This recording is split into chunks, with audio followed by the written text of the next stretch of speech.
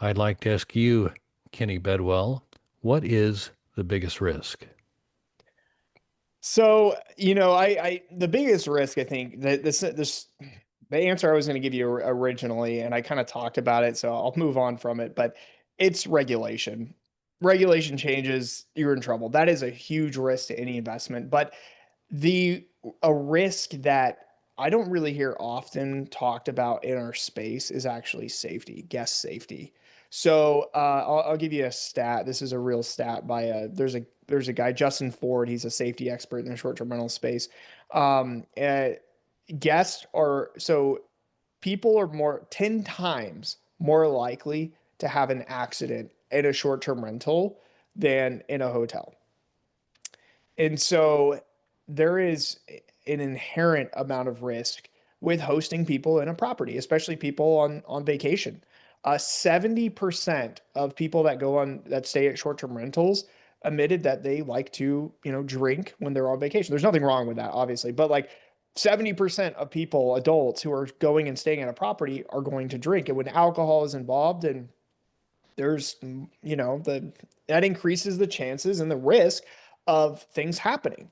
And I personally too, I mean, I could go into a whole story with you that we could do a whole nother podcast episode on, where I've been in lawsuits before of short-term rentals for slip and falls and other things, where people were not being careful.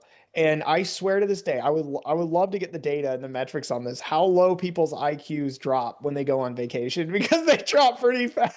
It's crazy some of the questions I get where it's like, yeah, just turn that on or press that button that says on and you're good to go. Like people don't really think critically when they're on vacation. And I mean, why would you? You're kind of putting that, putting everything on pause and taking a break.